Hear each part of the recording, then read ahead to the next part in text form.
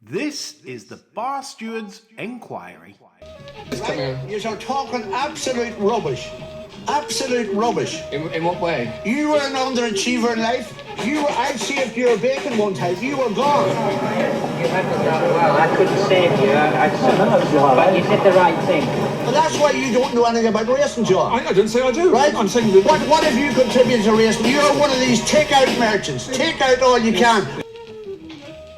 A big warm welcome to the Bar Stewards Enquiry Weekend Podcast, where we're hoping to produce a little bit better form than we have done of late. So I've wheeled out some champions this week to get us back on track after another dismal showing from us last week, apart from John Joe Leng with O'Toole. It's Quentin Franks and Adam Norman. Good evening, chaps. Hello. Evening, Lee. Good evening, and evening to you as well, John. John will be tucking into his Indian takeaway throughout this show, so if you hear some chomping and some mushing. Not yet, so this is how we do it on this show. Total professional. Right, chaps. This will go through the best bets round. And this is where, for again, new listeners like to explain 1, 2, 3 points. We do 3 rounds, and obviously 3 points being best. And if you agree with our selections, let us know on Twitter, YouTube, whatever. If you don't agree, and if you don't agree, well, fuck you, really. All right, we'll start in round 1. Quentin Franks, your 1 pointer. My 1 pointer, Lee, comes in a 1930 at Chelmsford. Weak race, favourite Dalby Forest has had so many chances, isn't really improving. Joint favourite, even Midnight Oasis, very slowly around debut, will improve. Don't particularly like much in the race, but Poetic Jack kind of half stands out at, I think it's 18 to 1 across the board as being overpriced. Robert Cow had the bad aids last year, but the Yarder turned the corner. They've had 4 winners from 8. Since Boxing Day. Similar horse to this with a profile, took a large step forward from when she made her debut in like mid-October, late early November into Hero Star. And I think Poetic Jack's got a chance of taking a fair step forward for the initial experience. Cal wouldn't generally have his runners tuned up first time out. He was sharply enough away, pulled and was a bit keen, just too green to do himself justice. In a weak heat, he appeals as a bet at around 18 to 1. There's been plenty of winners from that race. The Yards Bluff came out and won in a decent time yesterday at Chelmsford. The Kevin Philippart, the 4 Eclipsum Lala Banner, something along them lines, that's 1-2 on the bounce. Colours of Freedom went into nurseries and picked up a couple, and Crocodile Rose won out of it. So it appeals as strong form for a novice, and this doesn't look a deep one. So 1 point win, 18 to 1. Good stuff. 18 to 1, generally available with Paddy's Betfair and Sky Bet are the ones that's priced. Not going to bet 365 yet on that, but yeah, good value selection there, Quentin, to kick us off. As always, I hope that is successful. John Lang. obviously there's plenty of racing on tomorrow, so I'm going in the 7:30 at Chelmsford. And I probably won't be bumps failing for this. Midnight at the Oasis, bred by the highly unlikable Willie Carson Chris Wright partnership. They've decided to race this yoke. And given Carson's liking for money, I think we're going to show this is going to show something at some point. And it might be in what I think is a dire race. I thought sure enough on debut to not be too far behind the best of these, given a little bit of improvement for debut, and not to go close. I think it's also interesting that they're stuck with Meg's husband, who rode on debut too. He's persevering, so 1 point win. 1 point win, 5-2 across the board available for John's choice. Wicked Willie owning that Colt by Oasis Dream and Exceed and Excel on the damn side. Do you remember the mare of that? Love on the Rocks, John? Do you remember that? Yeah, vaguely. Yeah, it's quite useful. Quite a useful sprinter. Yeah, it's just as the Carson breeding puts you off, doesn't it? Because you don't want him tackling after a winner. Indeed, good stuff, John. So Midnight at the Oasis going head-to-head with Quentin in round 1. in the 7:30. Reverse forecast, perhaps, chaps. All them races to Yeah, everyone's going to get Simcocked on Fav, aren't they? Ailey Turner, stall one, Simcock. Oh, goodness gracious, what an horrible scenario that is. Can't have that. So interesting choices, chaps. Okay, I'll kick us on with my 1 pointer. Goes in the big race of the day at Kempton, the Lanzarote, and I don't understand why this won't go off quite short, really. The Charles Burns trained Green Glory. What's not to like, really, about this? Basically, in typical Charles Burns style, wins impressively in its bumper. So looked a useful horse in its bumper in quite a decent race.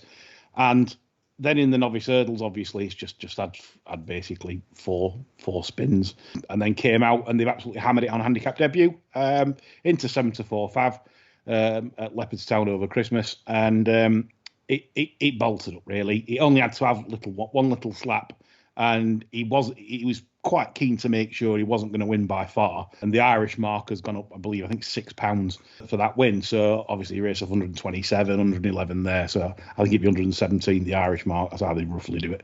So yeah, Green Glory, I just think he's a well-oiled machine. He's going to be a lot better than this. And I think the 9-2 available, there was a bit of 5s, I think that's gone now. But the 9-2 available with William Hill is certainly worth taking. 1 point win for me in the Lanzarote on Charles Burns Green Glory. Norman Adams, nice to have you back. Good evening, good to be back. Yes. I'm going to keep it local for the 1 pointer. It's a trainer upgrade.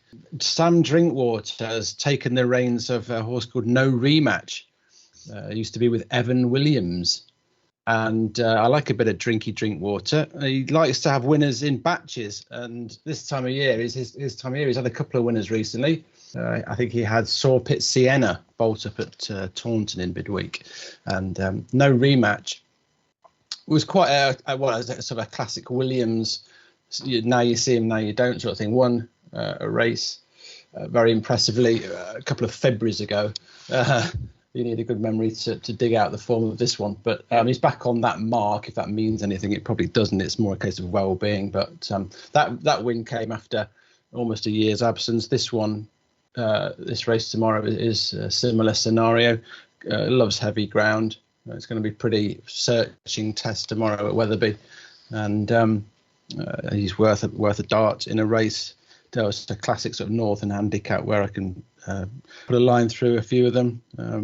Couple more fancied ones. E Street, I'm not too sure what his ideal situation is regarding trip and ground. Still quite inexperienced. And Mackleduff, one of Ollie Murphy's coming up. I fancied him first time out, but it was far too dry for him that day. And I don't know what his optimum conditions are either. So 75 days off leaves a bit of a question mark. So I'm happy to go with Drinkwater and No Rematch. Good stuff. I think Mackleduff's ideal conditions in his box. That's the 307 at Wetherby for No Rematch. Adam missed the time off. Right. More sloppiness there from the Northern's top paddock sleuth. He's more interested in going on track now and freezing his cock off, basically. So you want No Rematch? Yeah, it's 14-1 with the Port Vale Harlot. Are you happy with that, Adam? Well, it's very hard to price up the race, with this sort of scenario. I mean, he could be 10, he could be 20, he could be, 4 or 5. So 14 could look ridiculous. Yeah, so I'm very happy with that. Right, one point on the nose. Yeah, there we go. Yes, thank you. Yeah. Okay, 2 point round. Okay, I'll swing it back round then for the 2 point round. Start us off. 350 Kempton is where we're going. And it's for the extremely well handicapped, in my opinion, Dear Mark, trained by Sam Thomas, ridden by Sam Twiston Davis. This horse caught my eye very much at Hereford. The way it went through the race, absolutely, really on the Billy Idol all the way around, and just destroyed the opposition. Except when he took it up, and he took it up just before the turn, you think, well, this is going to win 15. The horse basically just put the brakes on and said, what, that kind of thing. He was sort of messing around, because when he felt the thunder of the second, I think about half a furlong out coming up to him, so he just pulled out that little bit more. Love horses like this, because the handicapper can't get a grip of them, because he's been given no more for luck on that. He's been given the probably what the form's worth, which is 119. And obviously, if they're looking after themselves, they've got more longevity. So clever horse, this one. And 2-1, I think, is a very good price. I respect the JP horse, but I don't think that could give it £7 at this moment, despite that being progressive also. And I think 2-1's a very good bet with the Port Vale Harlot and Ladbrokes. So that's 2 points for me, 2-1, dear Mark. Okay, Quentin, come to you. My second bet, Lee, comes in the last at Chelmsford. Scaffolder trained Caparis is the horse in question. Kind of had my eye on her for a while. Shaped very well. She came 8th at Newcastle last time out. But it was on a day when there was a really strong headwind. She was kind of poorly positioned on the far side of the track, made a move 2 furlongs out and fell in the hole. Like, she made the move too soon into a strongly run race. It was Wolverhampton end of November.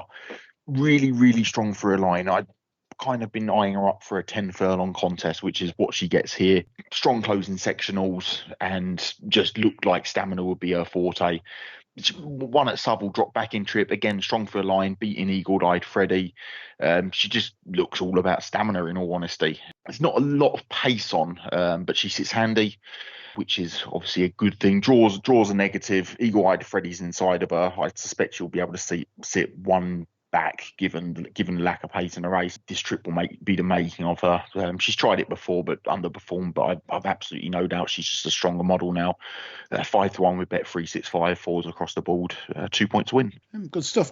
Just one question for you. You know the last run of Caparis. Yes. Was she too keen? I can't remember off the top of my head. No, she travelled well, but she was on the far side and on the wing, and it kind of played stand side that day. You had messaged me saying strong headwind that day, and it was just a race where everything held up, played, and she wasn't held up, basically. Made a move too soon and fell into a hole. So she's a lot better than that. She's probably a 60 rated horse. She's off a mark of 53. There's more to come. Again, chaps, listen to Quentin and his wind form. This is wind form. This is wind form in its most purity. And 4-1 is generally available for the scaffolders. And I like this filly because I liked it on the previous run. So I know where Quentin's coming from. I had a memory blank on the last run, but that was the wind day. The big dirty crosswind in the cross stroke headwind in the faces, where the stands rail or more cover in the centre was the place to be. Good stuff, Quentin. Thanks for pointing that out. 2 points win comparison, and it's only 4-1, not 5-1. We don't Everlender's not on this show. 365 are up. Are they up? Feed error on Oddschecker. Yeah, right. 5. That'll do then. You can have 5s. Sorry about that. I've not refreshed my screen. But so good choice there. I like that bit of win form. Adam Norman. Right. Okay. 115 Warwick this time, and it's third time lucky. Dan Skelton tends to aim a few of his decent horses at this meeting, and third time lucky is a bit of a bridle horse, to be honest. This is a second wind up. He's coming off here, and I'm hoping that's going to be the key to a return to form. He had some wind surgery prior to his novice chase career, which was sort of quite highly touted, wasn't it? But he was never really top rung, I don't think. Even though he chased home Edwardstone on a couple of occasions. I think he's a good horse. I think 147 now is a mark he can win off. I think Hadex de Zobo won tidily at Doncaster last time. He's a sort of a grip it and rip it type horse, if you like, to use a golfing parlance. And I think he'll set it up nicely for a close like third time lucky to come swooping late. So that's my ideal scenario for the Skelton horse to pick him up after the last and win impressively. Good stuff. It's interesting first off the wind up for sure. Obviously we know the horse's traits and characteristics. Like you say, if if the wind up has a good effect, certainly could be an interesting runner, because this is probably a little bit easier than what he's sometimes used to racing against. So 7-2 again with the Port Vale Harlot for Adam Norman to finish for his 2-point win bet. Good stuff, Adam. John? They've stiffed me over the nan bread. John's got no nan bread, so he's upset now. I had a Cayman nan and it's plain. A plain nan and not Kiva. That's just terrible. I felt quite bereft, to be honest. I think you need to go on the reviews and leave them a terrible review. Scathing. They'll be getting a stinker, so don't worry. 3 paragraphs, because you can write when you're on one. I'm going to let it fly at them, honestly. So John's upset now. So I hope he's I hope he enjoys the rest of his curry. But John, your 2-pointer. Well, it's ruined, isn't it? But very straightforward. This second choice. It's in the 110 at Lingfield, and it's Starguest. As the form in the bowl caught to be so good for this lot. The one that you'd probably be worried about is Charlie Appleby's other one. It's related to Naval Crown, the other one. I'm surprised they're starting it over a mile. That would indicate to me they've probably been a bit disappointed with it. It's probably not showing a lot of speed. So that increases the confidence for Starguest. Yeah, decent logic, I suppose. And the fact that, like you said, the sibling, obviously a lot quicker. So Starguest, 2 points on the noggin. 10-11, John. Good God, I was expecting about 6-4, but there you go. Oh, this is Neville again. Quentin bowled me a googly. We bet 365 a minute ago. I thought, here comes the ghost of Neville Ender, and now you're wanting threes about even money shots. It's terrible. It's great, is Nev Ender. Put me away the other week with a tip on King Appleston. I forgot about that. Dreadful animal. This is one of the shrewdest northern gambling trainers going. He puts me away in a complete yak. So there we go. That's why it was running. That's why I've sacked him off tonight.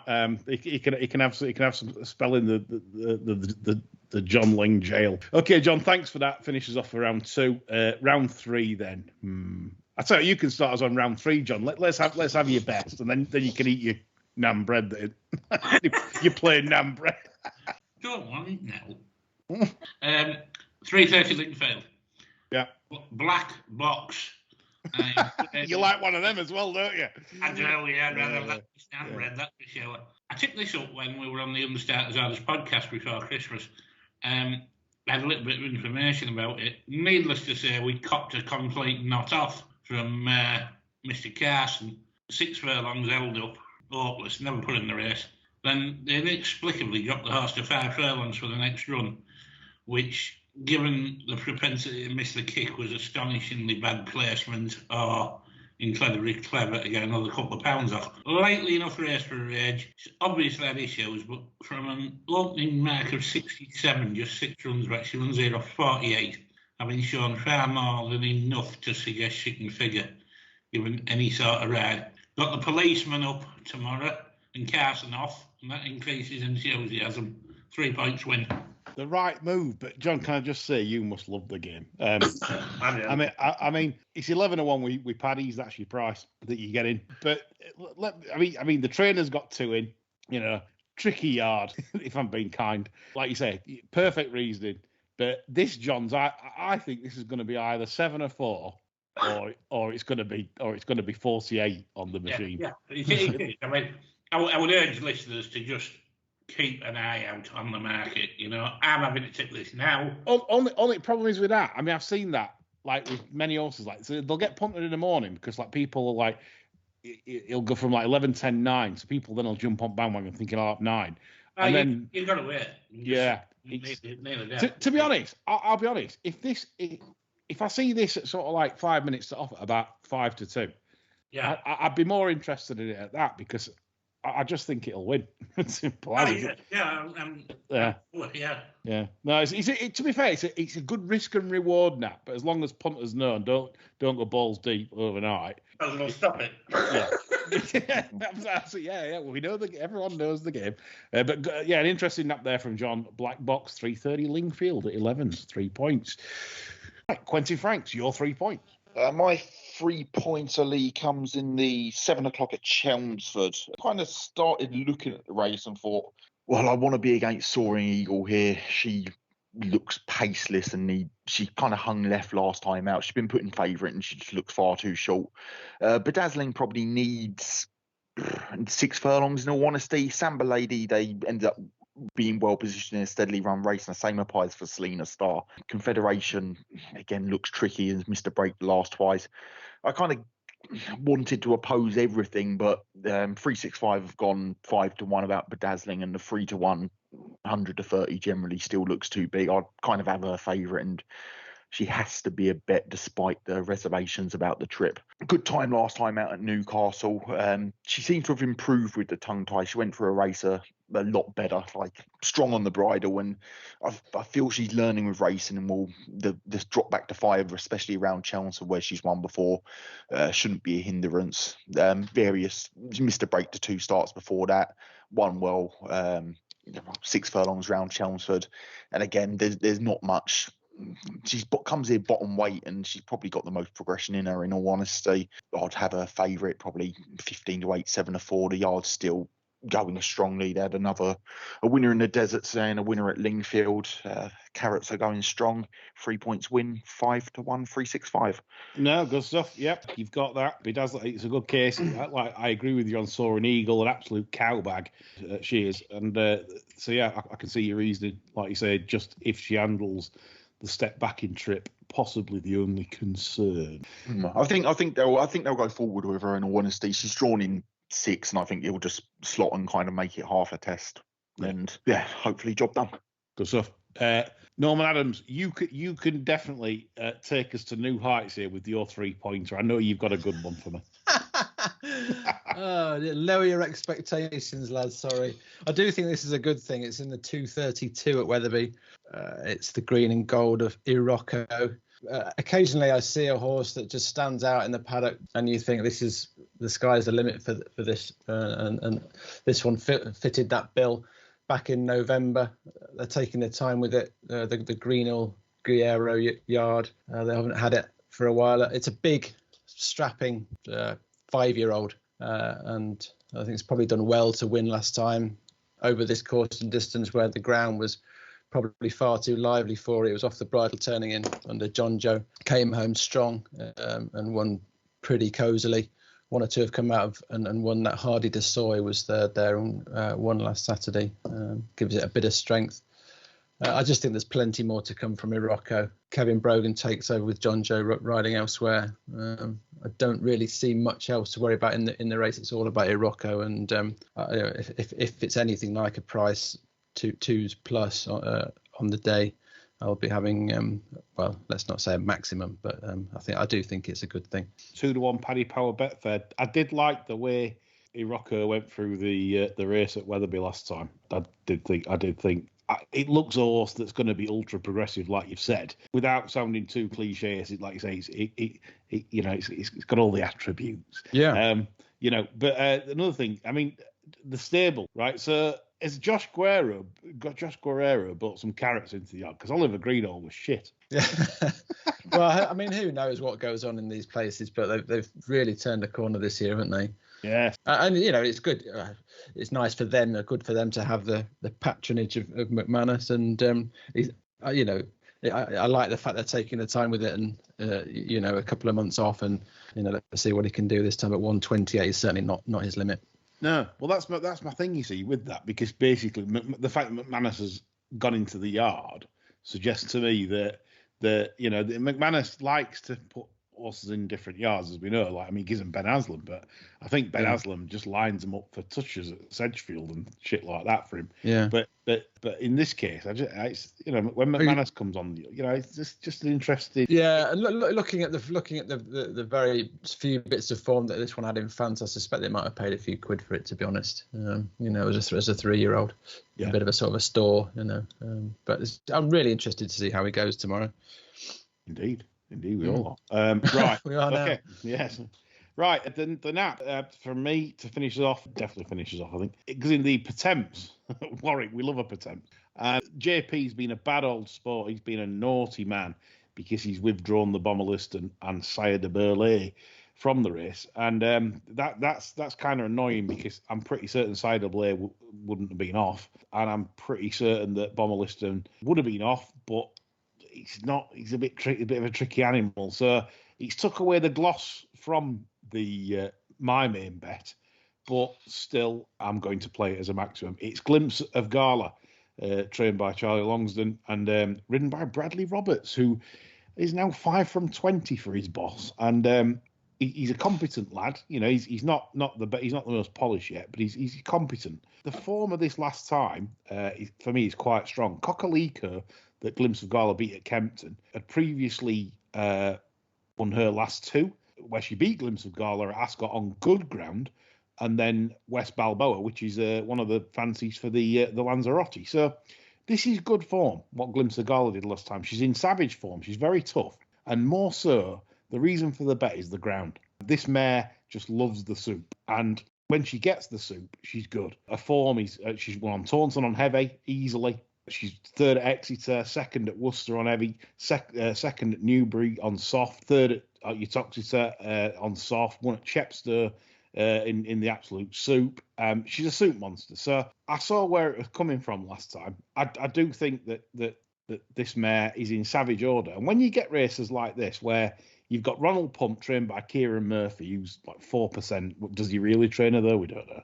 Ashtown Lad has never looked like ever winning off 135 over hurdles, ever, in his life. I know it won the Ferns Aintree last time, but he's never looked like doing it. Paricalor is just is what it is. Likes the soup, though, so if anyone went for that, I'd understand, but it just is what it is. And the rest, I'm just not a fan of at all. So I think this is a really good bet. But the shine's been taken off it, obviously, with the non-runners. But still, 4-1 with Ladbrokes and Coral. 3 points on the nose for Glimpse of Gala for Longsdon and Roberts. So, do you agree with our opinions? Let us know on Twitter and YouTube, and post your comments if you've any positives or negatives about any of our choices. We move on to the television races then, chaps, tomorrow. This is where the dog's in and the dog's out in certain races. So we've got Kempton with 3 and Warwick with 4. We'll start with Kempton. That's probably the weaker meeting of the two in terms of sort of like boredom.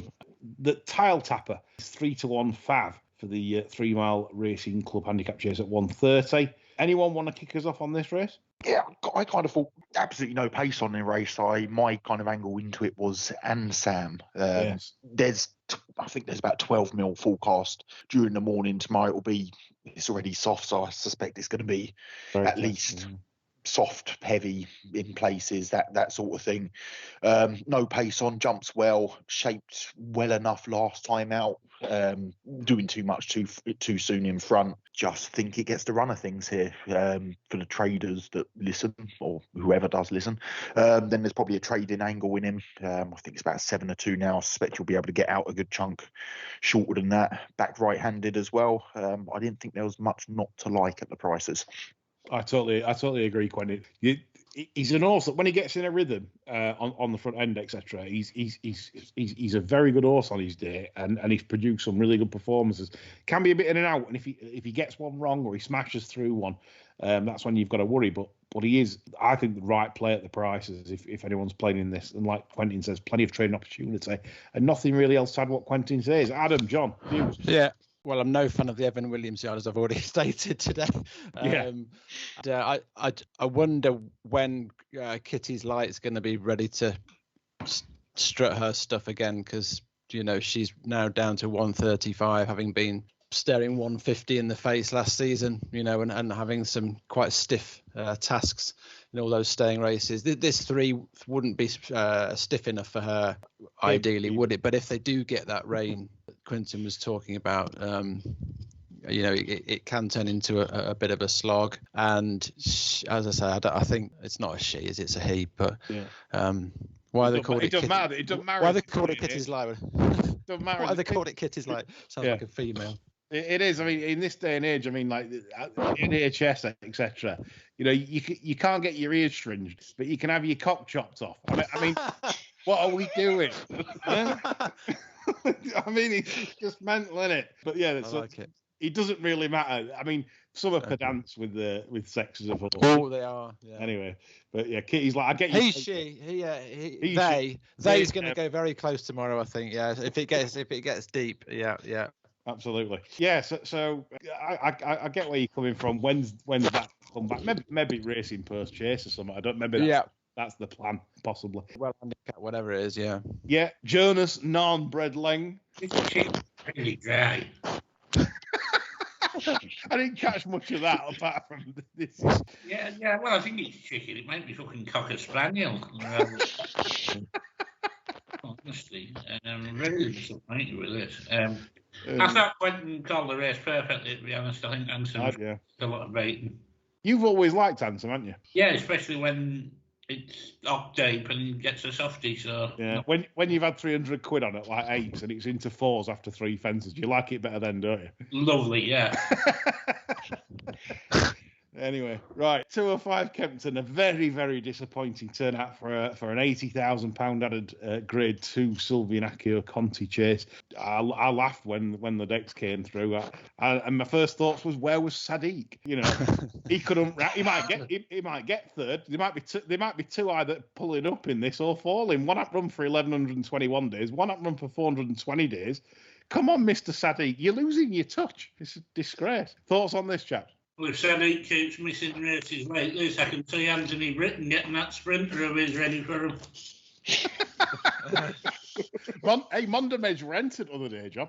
I've seen that. New Year's Day, didn't run though. No. Teasing you. Just a satyr. Because the thing is, if he'd have entered New Year's Day, he could have broke the amount of runs record in a year. He could have probably Chaplin's club might have had the most runs in a year, I think, but he could have gone for that if he'd have ran on New Year's Day. I think he had a couple of setbacks last year. I think he'll knock that record up this year, given the claim bill of health. Yeah. You need to get back into the yard, John, and get telling him. Right. Anyway, back to the Silviniaco Conti and stop talking about sprinters on the all weather. What we're saying. I mean, I'll start us off. I think that the horse most likely to run its race out of any of these is Paint the Dream. Yeah. That's the horse. And that's, I think, all you're looking for. Pete Dore, he might have won 3 of its last 4 races, and people might be thinking, well, what's he on about? It was very lucky to beat Miller's Bank in the Peterborough. Miller's Bank must have hit about 7 fences and got within 2 lengths of it. And time before that, it beat Kisses for Katie and Legends Ride. Well, it's decent form. It's not, again, Mecking all on a soft lead. This is an horse in the past that has had breathing issues. I think, I'm not certain on this. I don't want to quote it, but I'm sure it's either bled once or twice. But anyway, I'm not rushing to take 11 or 8 that because it can either look tremendous or absolutely terrible. Whereas Paint the Dream, I think, although he's not worth his rating of 160, which is frankly ridiculous, I do think he's one of them that can hit the bullseye round about the 140, 150 mark all the time between that sort of range. So if you're doing that, you're always going to be competitive in a finish. So for me, Paint the Dream it will be my choice with the gun to the head, but the Paint and the Dog. Paint and the Dog might be in, John. Absolutely. I would agree with you on Paint the Dream being the most likely winner.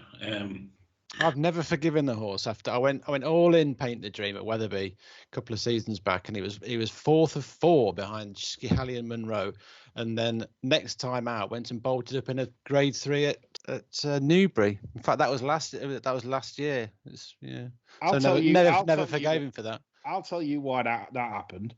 Because I was having one of the worst runs of my life, which I have every year anyway. And you were all in as well. And I was the same. I was like, let's absolutely thrash this.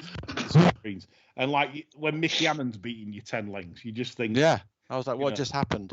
Mickey Hammond's just beat you 10 lengths. The last of all, you just think, happened? What is this game about? But yeah, I know.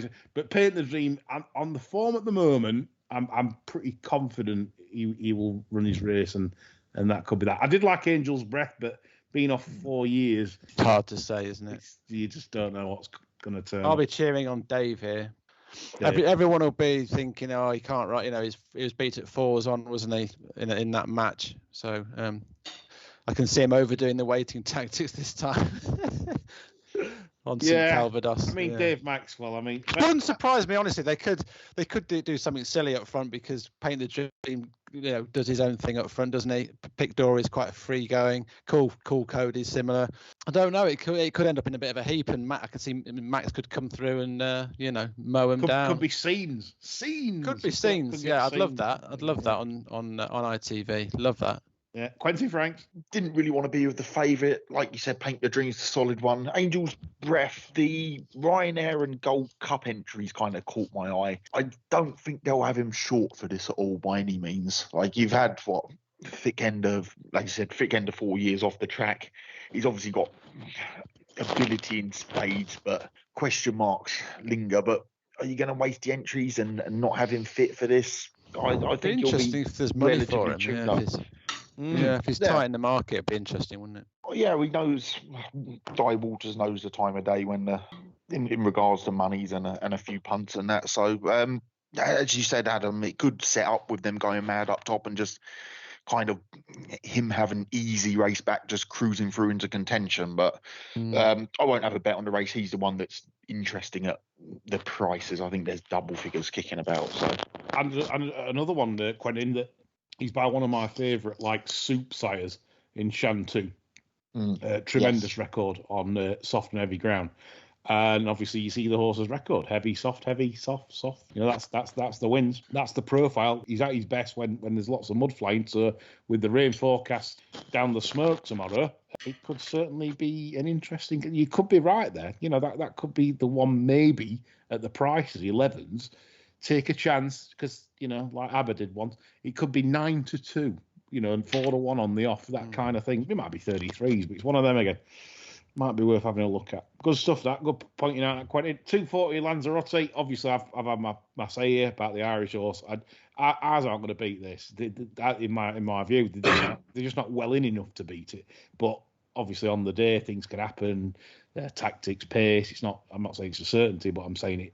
I won't be surprised to see the Irish horse score 5-2. Chaps, your thoughts on this? Well, I think you'd need the Irish horse to get Julian Wilson, wouldn't you, really?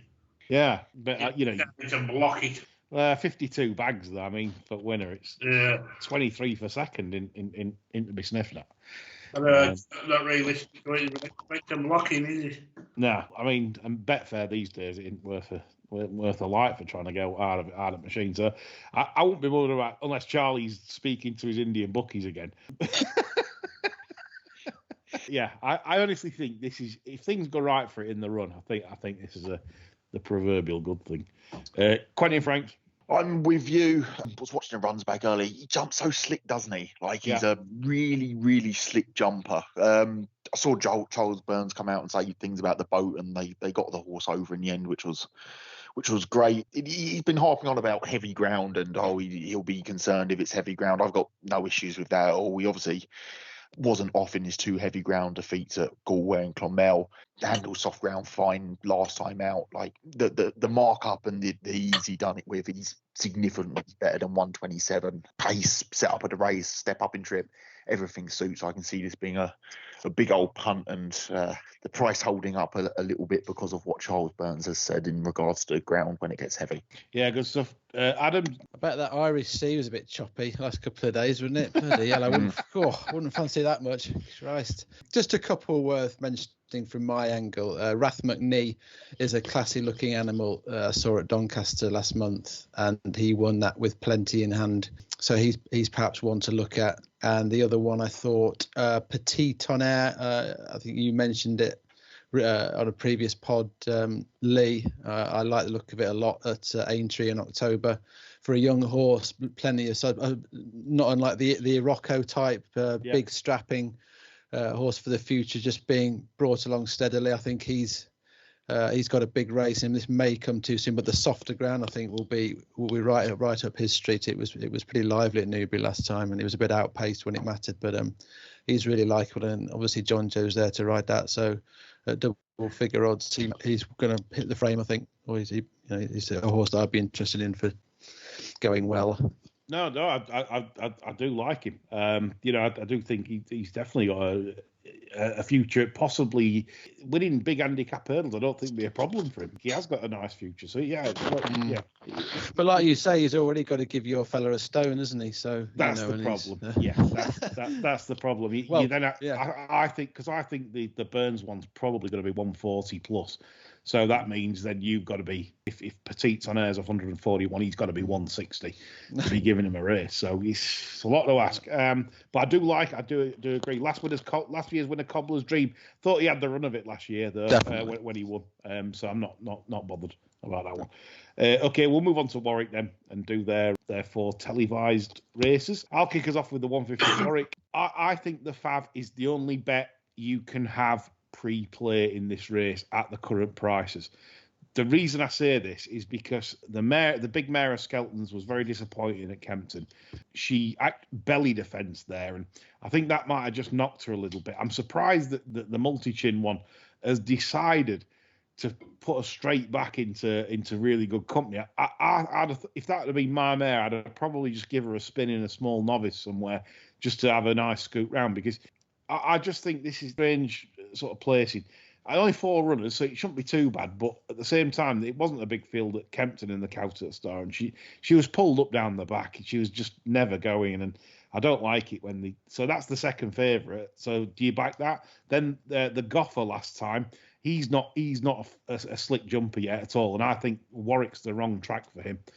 Those quick fences down the back at Warwick, I think, will be a huge problem for him, because he likes to take an extra stride at some fences. That's no good for Warwick. You've got to wing him. And for me, at 7-2, that makes no appeal.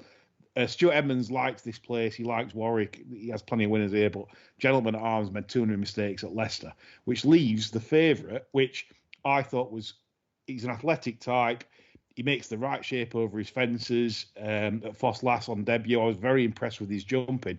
And if you stop the VT about 2 out, you're thinking he cannot win, because basically the 2 in front had quickened on and gone. He was sort of sat, and this was over 2 mile 5. But he managed to show the resolution. I love the attitude he showed after a crack from Cobden. Really sort of grabbed the ground and I'm not going to get beat. That kind of attitude.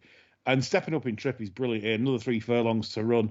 Like I said, because of his jumping, when he's wrong at a fence, he puts himself right, which I like. That means that the horse is intelligent. It's when he's on the wrong stride, the horse himself just pops it rather than hitting it. And it's that's what I like about a horse. He obviously thinks for itself, but he wings most fences, and I just see him absolutely pissing up. 6-5 for me. I'm not saying it's mega value, but I'm saying it's the only bet you can have at this stage. Come to the rest of you. What do you think? Well, no. We all agree with you, Lee. I'm bored, Everett. Sorry about that. I'm just quite. You made a very easy race sound very difficult, but yeah, it's just back to favourite.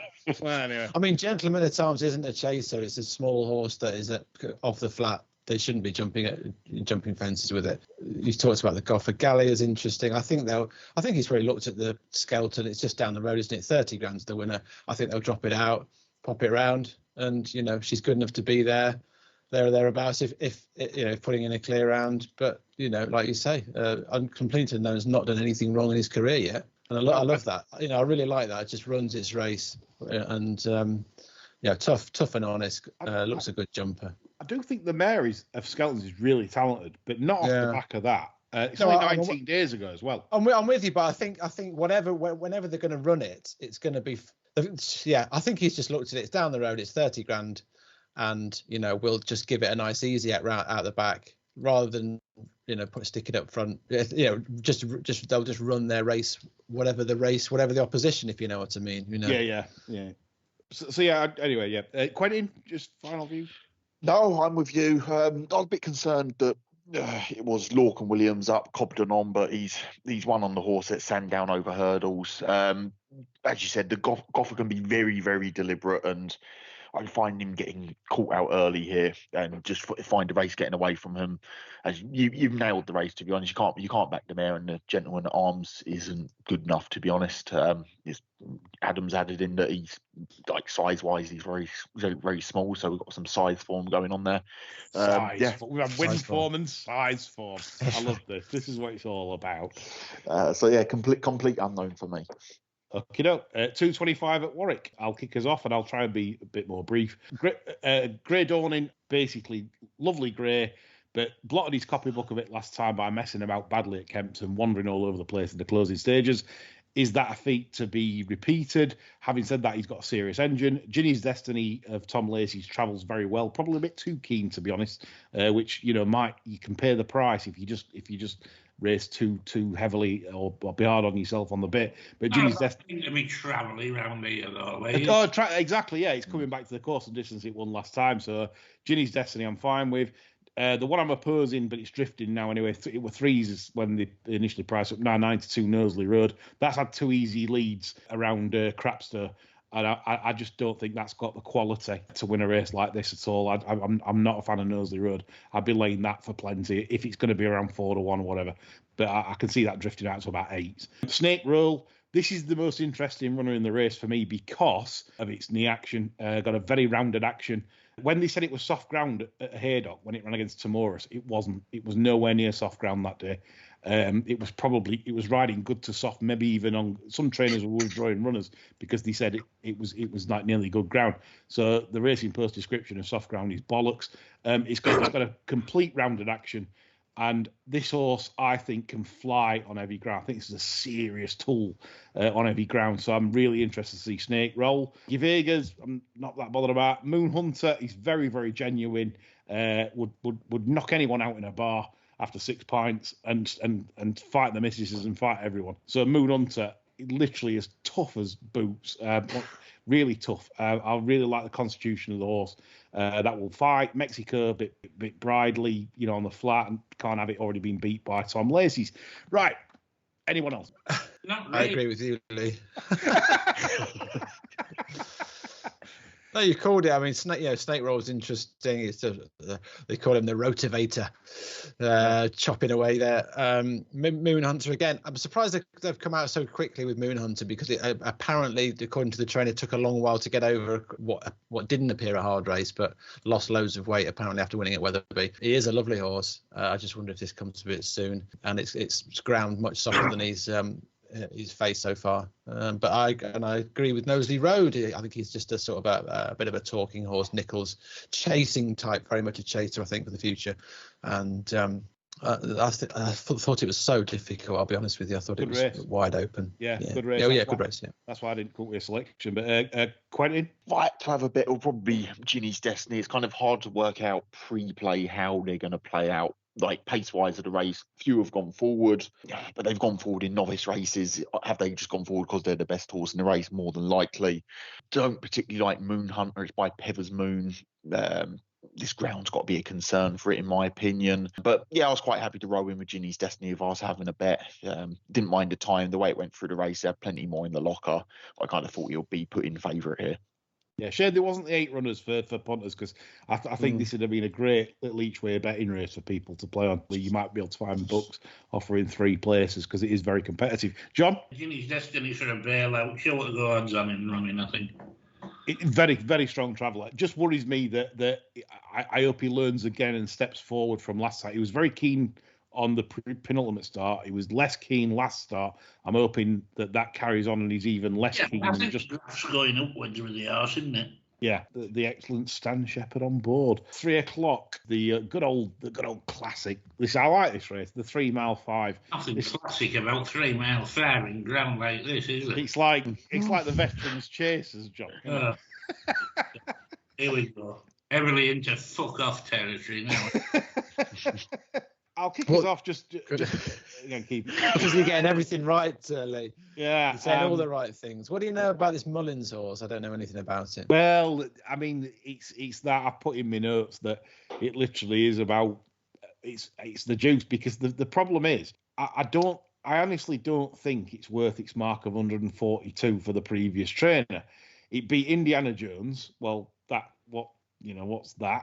It's 130 if you look at it. It's beat Glens of Antrim. That can't win off 128 in handicap hurdles. So you're looking at, well, is it really worth 142? And is it just because Dracula to Jungle Juice, will it? That's it. Are the carrots in? Personally, I play it like you're just trying to a straightforward cricket ball and just play it back on this. I don't know. I don't know what to expect from it. But on handicap form, I'd say no. That'd be my. I think I'd have to say no. It looks wide open. You could throw in 6 or 7 here with chances, couldn't you? Big chances. Guespan Collonge is currently second in attracting some money overnight.